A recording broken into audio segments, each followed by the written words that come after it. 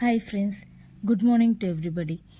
இன்றைக்கி நம்ம பார்க்க போகிற டாபிக் என்னென்னா, கிராமரில் பேசிக்ஸாக ஃபர்ஸ்ட் டைரக்ட் அண்ட் இன்டைரக்ட் ஸ்பீச்லேருந்து ஆரம்பிக்கலாம்னு சொல்லிட்டு 10th அண்ட் 12th பப்ளிக் சீக்கிரமாக வர்றதுனால அவங்க சீக்கிரம் அண்டர்ஸ்டாண்ட் பண்ணுற மாதிரி ஒரு ஷார்ட்கட் மெத்தடை தான் நான் இப்போ சொல்லித்தர போகிறேன்.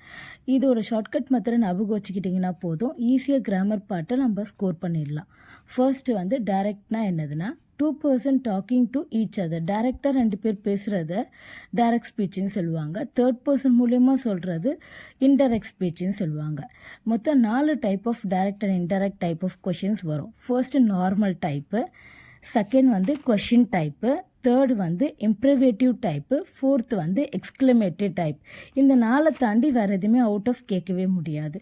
ஸோ இதை தெரிஞ்சுக்கிறதுக்கு முன்னாடி கொஞ்சம் பேசிக்ஸாக கன்வர்ஷன் ப்ராசஸை பற்றி நம்ம தெரிஞ்சுக்கணும். இப்போ நார்மலாக ஒரு பர்சனில் ஒரு சில சேஞ்சஸ்லாம் இருக்கும். இப்போ ஐ வந்தால் இஆர்ஷின்னு சொல்லுவோம், மை வந்தால் இஸ்ஆர் ஹர்ன்னு சொல்லுவோம், மீ வந்தால் இம்ஆர் ஹர்ன்னு சொல்லுவோம், வி வந்தால் தே ஆர் தேன்னு சொல்லுவோம், ஹவர் வந்தால் தேர், ஹஸ் வந்தால் தெம், மை செல்ஃப் வந்தால் himself or herself. Either boy or கேர்ளான்னு பார்த்துட்டு இம்செல்ஃப் ஆர் ஹர் செல்ஃப்னு நம்ம இண்டிகேட் பண்ணுவோம். யூன்னு வந்தால் ஐ. இது வந்து பர்சன் சேஞ்சஸில் நம்ம பண்ணுற ஒரு சில சேஞ்சஸ் இதெல்லாம்.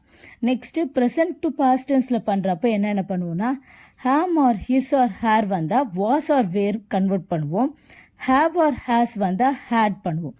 இது வந்து ப்ரெசண்ட்டில் இருந்தால், பாஸ்ட் டென்ஸில் இருந்தால் அந்த சென்டென்ஸோட வேர்ப் வந்து பாஸ்டாக இருந்தால், இது ப்ரெசன்ட் வேர்பாக இருந்தால், பாஸ்ட் வேர்பாக இருந்தால் ஆட் ப்ளஸ் V3. V3ன்றது எதுவுமே கிடையாது, ஃபியூச்சர் டென்ஸ். ஆட் முன்னாடி போட்டுட்டு ஃபியூச்சர் டென்ஸ்க்கு நம்ம கன்வெர்ட் பண்ணுவோம். இப்போ வில்லாக இருந்தால் உட்டு, ஷல்லாக இருந்தால் ஷுட்டு, கேன்னா குட், மேனா மைட், மஸ்ட்டுனா ஆட் டூன்னு போடணும். இப்போ first type of sentence normal டைப்பை பற்றி பார்க்க போகிறோம். நார்மல் டைப்பில் என்னென்னா, கன்வர்ஷன் ப்ராசஸ்க்கு போத்துங்க, அதாவது டைரக்ட் டு இன்டைரக்டாக நீங்கள் கன்வெர்ட் பண்ணுறதுக்கு முன்னாடி தெரிஞ்சுக்குது என்னென்னா, இப்போ டைரக்ட்லேருந்து இன்டைரக்டுக்கு நீ கன்வெர்ட் பண்ண போகிறீங்கன்னா, செட் டூன்ற வார்த்தை எல்லா 4 டைப்லையுமே இருக்கும். செட் டூ அதுவுமே, அதுக்கப்புறமா அந்த டபுள் கோட்ஸ், கமா வந்துட்டு டபுள் கோட்ஸ் இருக்கும். இது ரெண்டுமே ஃபர்ஸ்ட்டு எல்லாத்துலேயுமே ரிமூவ் பண்ணணும், டைரக்ட் டு இன்டைரக்டாக மாற்றுறப்போ. இதில் நார்மல் டைப்பாக இருந்தால் ஒரு சென்டென்ஸை படித்து பார்க்குறப்பவே தெரியும் அது நார்மல் சென்டென்ஸாக இல்லையான்னு சொல்லிட்டு. For example, Amir said to Banu, I went to Chennai last week. இது நார்மலாக கான்வர்சேஷனில் இருக்கிற ஒரு சென்டென்ஸ், அதுதான் நார்மல் டைப்புன்னு சொல்லுவாங்க. இப்போ செட் டூக்கு பதிலாக நார்மல் டைப்பில் இருக்கிறப்போ டோல்டுன்னு நீங்கள் மாற்றணும், ரீப்ளேஸ் பண்ணணும்.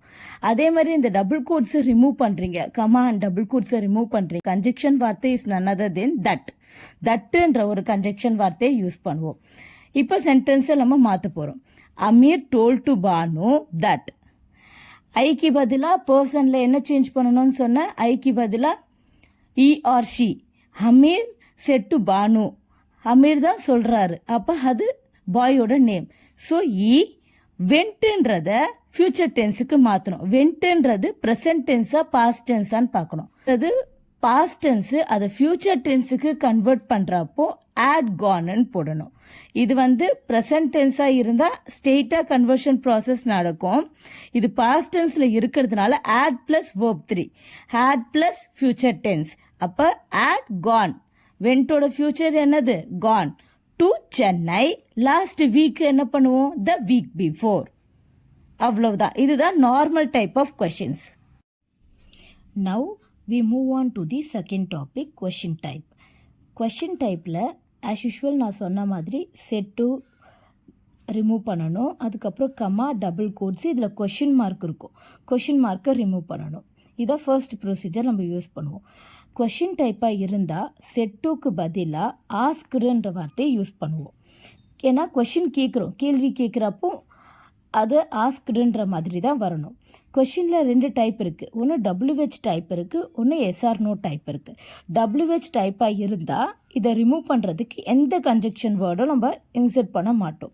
இதே SR நோ டைப்பாக இருந்தால் இஃப் ஆர் வெதர், சென்டென்ஸை பொறுத்து இஃப் ஆர் வெதர்ன்ற வார்த்தையை நம்ம அப்ளை பண்ணணும். இப்போ Siva said to me when will you meet me. வென்னுன்றது WH டைப், அப்போ வந்து நம்மளுக்கு எந்த கன்ஜெக்ஷன் வேர்டும் வராது. அப்போ நம்ம என்ன பண்ணுவோம், ஃபர்ஸ்ட்டு சிவா ஆஸ்க்டு மீ, இப்போ இது டபுள் கோட்ஸு அண்ட் கொஷின் மார்க்கை நம்ம ரிமூவ் பண்ண போகிறோம். வென் அப்படியே எழுதிடணும். கொஷின் டைப்பில் வரப்போ ரிவர்ஸ் ப்ராசஸ் நடக்கும்.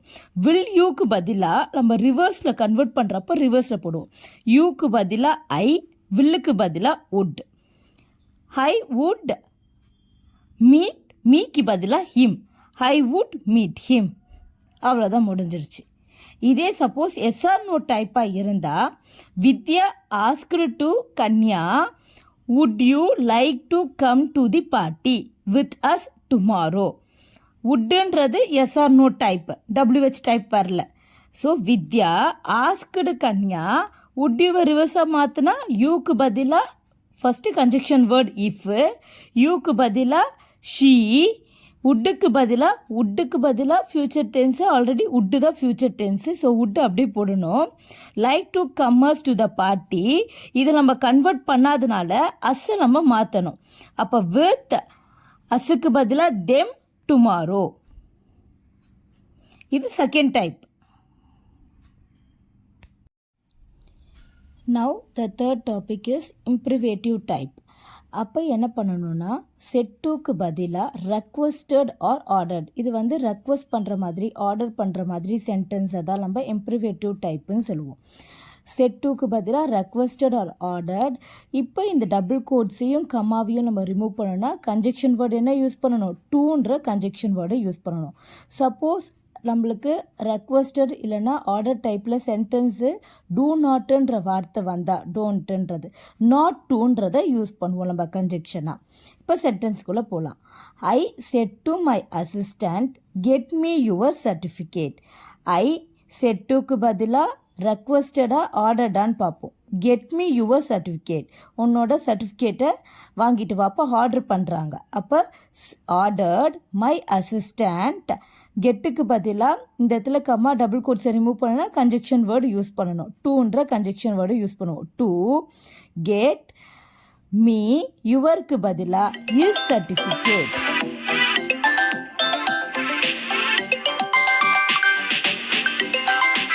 Fourth topic is exclamatory type. Exclamatory டைப்பாக இருந்தால் செட் டூக்கு பதிலாக எக்ஸ்க்ளைம்டுன்ற வார்த்தையை போடுவோம். இப்போ கமா டபுள் கோட்ஸை ரிமூவ் பண்ணோம்னா கன்ஜெக்ஷன் வேர்டு தட்டு ப்ளஸ் வெரின்றதை யூஸ் பண்ணுவோம். எங்கே அதை யூஸ் பண்ணுவோன்றதை சென்டென்ஸ்குள்ளே சொல்கிறேன். சலீம் செட் டு டபுள் கோட்ஸில் அவுட் ஆல் திஸ் பில்டிங்குன்னு இருக்குது. அப்போ சலீம் எக்ஸ்க்ளைம்டு, டபுள் கோட்ஸை ரிமூவ் பண்ணுறேன்னா that out all this building is. அப்போ ஃபர்ஸ்ட் ஆப்ஜெக்டை முன்னாடி வரணும், வேர்பு பின்னாடி போகணும். அப்போ ஆப்ஜெக்ட் என்ன, திஸ் பில்டிங். அப்போ திஸ் பில்டிங்கை கன்வெர்ட் பண்ணுறேன்னா தட் பில்டிங், இஸுக்கு பதிலாக வாஸ், திஸ் பில்டிங் பதிலாக தட் பில்டிங் வாஸ். இந்த இடத்துல தான் வேர்போட தான் வந்து நம்ம வெரின்ற வார்த்தையை யூஸ் பண்ணுவோம். Very tall. Salim எக்ஸ்க்ளைம்டு that building was very tall. இதோட டைரக்ட் அண்ட் இன்டைரக்ட் ஸ்பீச் முடிஞ்சிருச்சு.